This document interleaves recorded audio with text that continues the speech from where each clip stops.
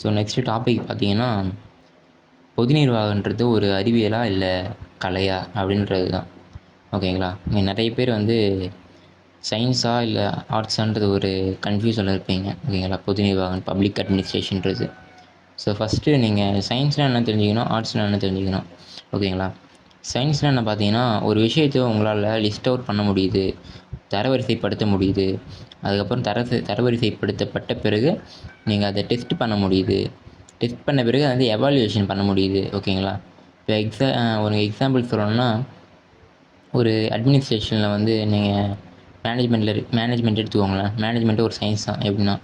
எப்படி பார்த்தாலும் அதில் மேனேஜ்மெண்ட்டில் வந்து ஒரு ஃபங்க்ஷன் நடக்கிறது வந்து அது வந்து நீங்கள் ஒரு எஃபிஷியன்ஸாக நடக்கணும்னா நீங்கள் ஃபஸ்ட்டு அதில் வந்து ஒரு லிஸ்ட் அவுட் பண்ணுவீங்க.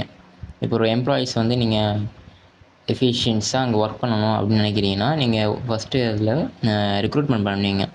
எப்படி ரெக்ரூட்மெண்ட் பண்ணுவீங்க பார்க்கும்போது, அவங்களுக்கான குவாலிஃபிகேஷன் என்ன, அவங்களுடைய ஒர்க்குக்கான ரிலேட்டடான அவங்களுக்கு ஸ்கில்ஸ் என்ன இருக்கா அது அப்படின்னு லிஸ்ட் அவுட் பண்ணுவீங்க. அதை டெஸ்ட் பண்ணுவீங்க. டெஸ்ட் பண்ணி அதை எவாலுவேஷன் பண்ணுவீங்க. ஓகேங்களா? ஸோ ரெக்ரூட்மெண்ட்டில் இந்த மாதிரி இருக்குது. ஸோ இந்த மாதிரி சயின்ஸை வந்து நம்ம மேனேஜ்மெண்ட்டில் யூஸ் பண்ணுறோம். ஓகேங்களா?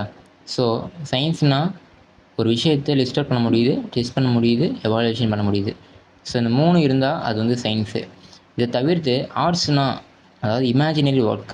ஓகேங்களா? இமேஜினரி ஒர்க்னால் இது பண்ணால் இது நடக்கும் அப்படின்ற ஒரு சோஸ்னால் எப்படி சொல்கிறது, ஒரு கன்ஃபியூஷனோடு பண்ணுறது. ஓகேங்களா? கன்ஃபியூஷனோட ஒரு ஸ்ட்ராங்கான ஒரு மைண்ட் செட் இல்லாமல் இது பண்ணால் இது நடக்கும் அப்படின்ற ஒரு தாட்டில் வந்து நடக்கிறது. ஓகேங்களா? இது ஆர்ட்ஸ். ஓகேங்களா? ஸோ இதுதான் difference between the science and arts. ஓகேங்களா?